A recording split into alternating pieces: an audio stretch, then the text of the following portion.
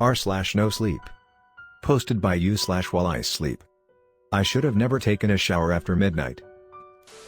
I should have never taken a shower after midnight. If I just listened to his advice and not scoffed at my father, this would never have happened. What do you call these types of stories? The term is, I believe, old wives' tales. I will tell you a story that is somewhat different, as I am not from a huge country like USA, where your name itself could be owned by 1 in 5 people. I live in a small county in the South Pacific that has less than 1 million people. We discover things faster with word of mouth rather than traditional mass or digital media, if you could believe that. 1 out of 3 people you meet will know your family's name or a person in your family. Crazy? It is if you take into fact that this is an entire country and not one specific town or county. There is an old wives' tale that is well known amongst all small island nations across the Pacific. From a young age as females we were always told several things. 1. Never bath at night. 2. Never comb your hair at night. 3. Never wear your hair plaited to sleep. 4. Never sleep with the curtains open. Sounds silly, right? But just mentioning this is making the hair at the back of my neck stand. First, I would like to make it clear that while I come from a small island country in the Pacific, my family is no way traditional.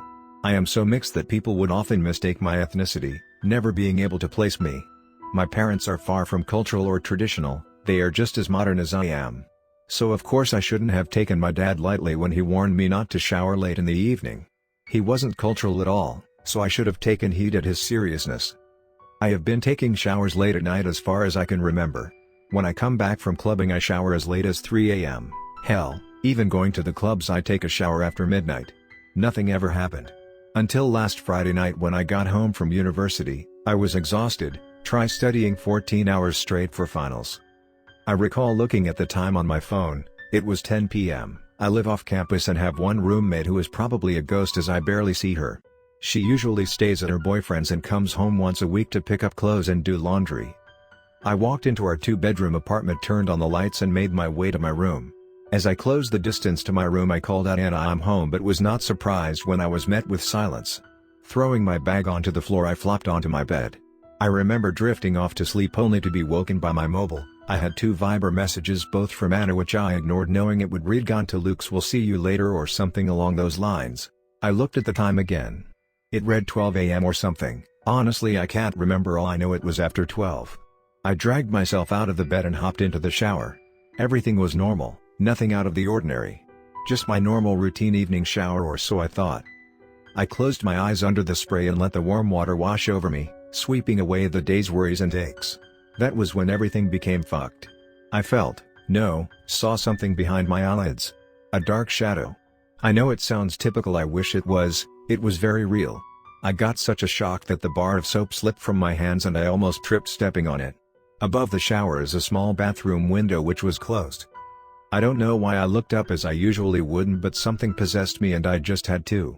When I looked, what I saw almost caused me heart failure. A dark shadow pressed up against the glass. It had no features, no eyes or nose that I could see. What I could see was smiling lips and a huge fucked up grin, and its head was tilted slightly to the right. I screamed so loud and ended up falling on my ass on the cold hard tiles. But the face never left the window, it was just there with its face pressed up against the glass window smiling at me. I was trembling in shock, I couldn't even scream, who would hear me? I closed my eyes and began praying, something that I heard the elders in my community talk about, saying to unwanted spirits, "I rebuke you in the name of Christ, I rebuke you in the name of Christ." I said it over and over again. A hot breath fanned my cheek and all I heard was a panting and whispers chanting in my ear, "Mine, Lisa, mine, mine, mine, mine." I started crying, so fucking afraid that I thought I would faint. When I opened my eyes again there was nothing but the light above me was flickering. I don't know how long I sat on that tiled floor praying, but I had never felt like death was better than what I had just witnessed. That thing, whatever it was whispering my name. There was no fucking possible logical explanation to this. I lived in an apartment building on the fucking 7th floor. No living person could possibly be pressed up against my bathroom window. How would that thing get up here? I eventually crawled out of the shower into a phone so I could call my dad. It was a Friday night, so he and Mom were probably up watching TV shows. He picked up eventually, and when he did I rushed in explanation of what happened. Dad just chuckled. "Lisa, aren't you too old to believe in an old wives' tale?" At this point my fear drove my frustration and I raised my voice hysterically in protest to my dad. "Lisa, this was something I told you as a child, so you would take your showers before dark. This went on, and after ending the conversation with my dad, I felt no better, worse even. You all must be wondering about the story behind this. It is not something I wish to repeat, but it must be told. This is how the story goes. His name is Davina the devil.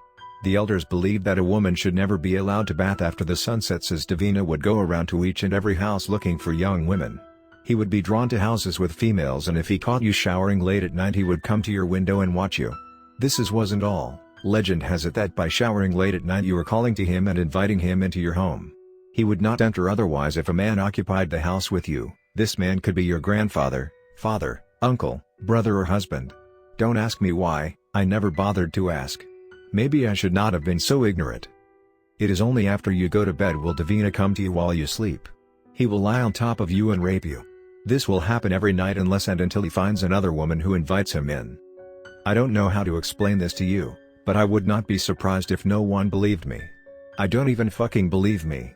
I am a cynic, I don't believe in anything like this. I did not sleep that night. I drank Coke, coffee, and any caffeine I could get my hands on. And I waited till the sun rose to doze off on my bed. Curtain and windows open, allowing the sun to shine in. I begged my roommate to stay over the next night. She is a native of our country, so she believed me, didn't even blink when I told her. She grew up in the village where women today are still not allowed to wear shorts and is still very traditional. That night I stayed awake, trying not to sleep, but Anna urged me to, saying that she would pray for me and everything would be okay. She crouched at the foot of my bed clutching her rosary, and I could distinctly hear her chanting the "I believe in God the Father." Then I believe she recited "Hail Mary, Our Father and Glory be to the Father." If you are a Catholic, you will know what I am talking about. I drifted off feeling more at peace. When I awoke again, I couldn't move. I swear to you, I wouldn't wish this feeling of fear on my worst enemy. I was laying on my back, my face to the ceiling. I opened my mouth to scream, but I couldn't. Nothing would come out. I even tried to wiggle my toes. Nothing. I know what you must be thinking, sleep paralysis. I still wish, hope even that this was the case. My body felt heavy as if something or someone was sitting on top of me. I couldn't see anything though. It was pitch black in the room, and I remember feeling cold. I don't know if you can even imagine the kind of fear that gripped me. The only thing I could move were my eyes. I closed them and prayed this was a dream.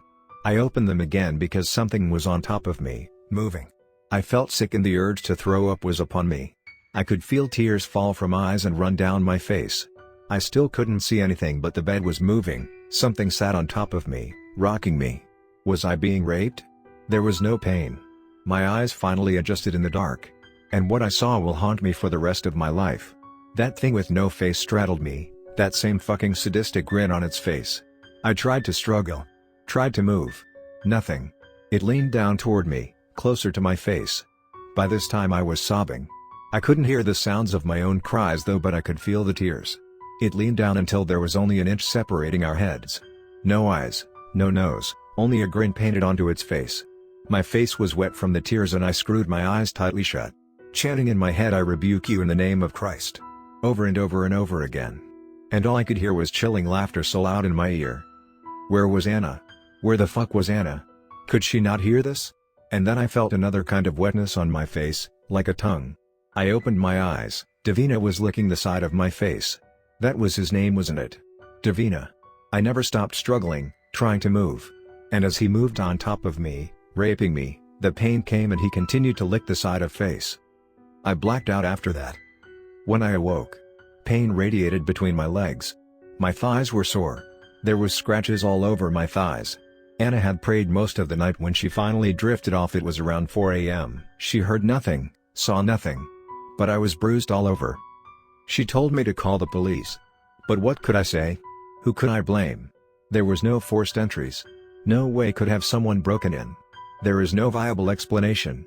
I am on the 7th floor of my building. There was only one entrance. I had to come to the conclusion that Davina is as real as you and I. It's Tuesday today. I have slept for a total of 6 hours since that incident happened early Sunday morning. And only in broad daylight. A priest will be coming to bless the house today. Maybe then I can get some sleep instead of just stolen hours between work and studies. Hopefully by now Davina has found someone else. Horrible thought, I know, but I can't sleep. I can't eat. I live in fear. Please God, let this be over. I will update you later on what transpires after Father comes and blesses the house. No amount of alcohol in this world could drown out what I saw that night. I don't want to sleep. I can't.